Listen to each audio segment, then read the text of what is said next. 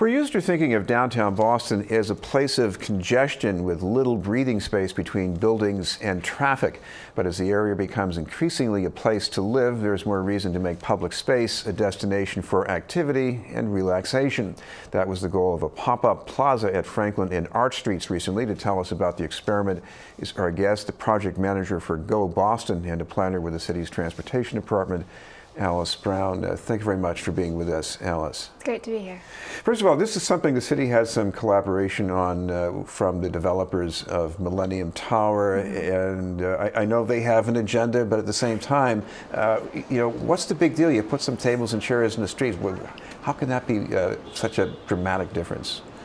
Well, I think it comes to the question of placemaking. So it's a question of whether or not when you're walking from point A to point B in the city, you think of the space that you're walking through as an identifiable location. If you're walking through the Common, you know you're walking through the Common. You would describe it that way. But if you're getting off at what will soon be a reopened downtown crossing station at the corner of Washington and Franklin, and you're walking down towards Post Office Square, you're just getting to work. And I think when you create a space with trees or planters and some seating and a sense of identity, that then you're walking on Franklin Street. You're really aware of that experience, and you're so much more aware of the businesses that are around you, of the sense of connections between a whole series of parks that will sort of gradually emerge along that corridor, and it becomes a place rather than just a trip.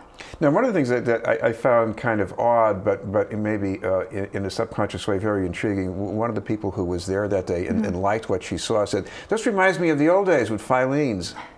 And yet, I don't know, what would you think of that kind of take on this?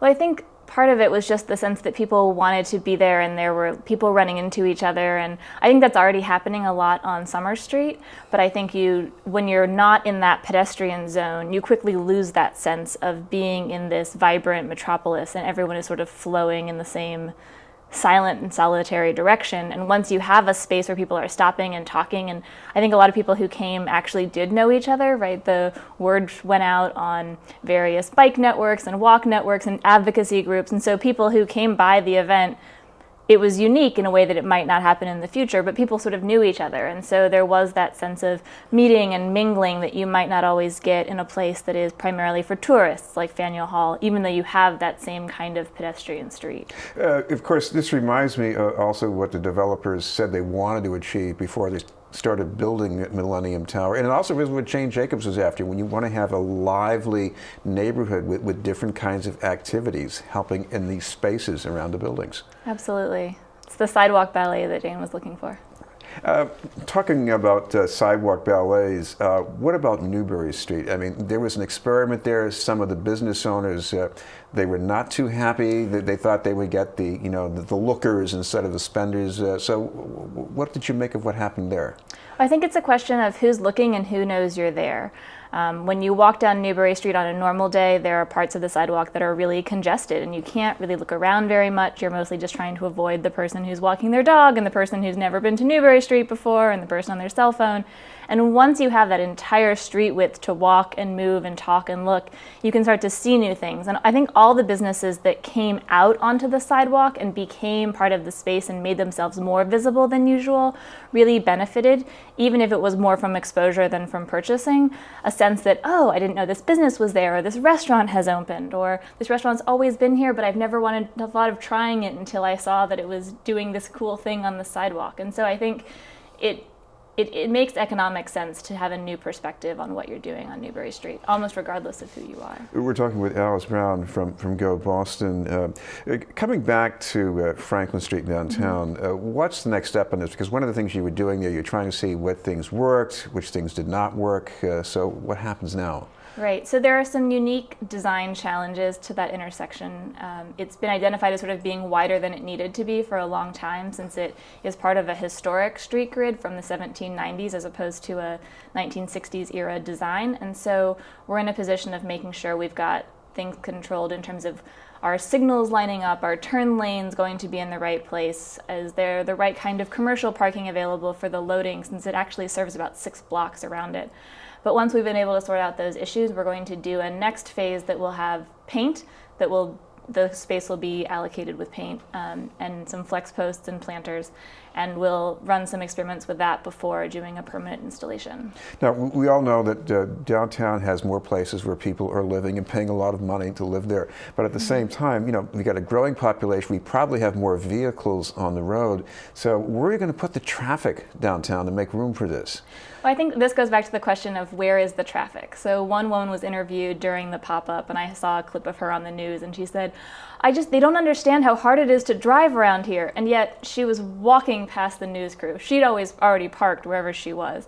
I think if we were taking lanes off of 90 or 93 to install a new park, there would be some controversy around it. But this is a space where we know that the traffic capacity, it's practically a dead end. It's mostly used by commercial vehicles and people with disabilities who have placards and park on the other side of the street there. It's not a place that is a through street that gets you to a lot of new locations. So it doesn't have the kind of vehicular pressure that other places in the city have.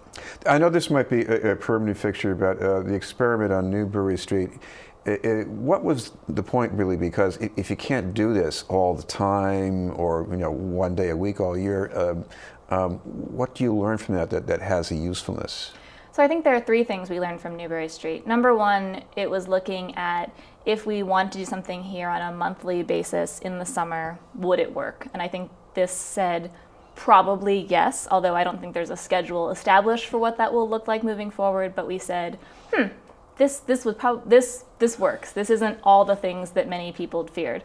I think for a few people, some of their fears were realized, but for the most part, people were really, really positive about the event, and people who didn't know about it in advance, as the day went on, started coming because they'd heard about it. And so I think we would expect that from a scheduled series of monthly things. It's also a place for us to say, if we do this on other commercial corridors, what kinds of ingredients are needed? So Newbury Street has a really great mix of restaurants and retail that I think added to the vibrancy. So there are people who would stop and sit in a restaurant, but if their seating turnover is about an hour, you also need other activities. You need to be stopping in shops, you need to have play activities to really keep the street activated. You need to have more seating options than just the restaurants. And figuring out what that ratio was for Newbury Street allows us to create the right recipe if we were to do this in other streets, whether it's really small neighborhood main streets or dense parts of the downtown, whether it's Back Bay or Now, I saw some of this coming when I was in New York City last year. They've done it in places in Manhattan, even in Times Square. And I noticed when I was in Times Square that you could actually sort of stop and look around and take it all in. And I guess that's something you're looking at here? Yeah, and I think it's also a question of how many users are in a space. So obviously vehicles take up a lot of space, but there might not be very many street users inside a particular vehicle. And if we look at a place, particularly in the downtown, where there are so many train and bus systems feeding the network, there are people, again, like you said, who are living there, people who are walking from Beacon Hill in the North End, and even the new waterfront district. You have an area where the street users are not the same thing as the number of vehicles you're trying to accommodate. And so we're really trying to accommodate a vast array of users and sort of balance how we apportion street uses to how different people are getting around. Thank you very much for being with us. Yeah. Alice Brown from Go Boston.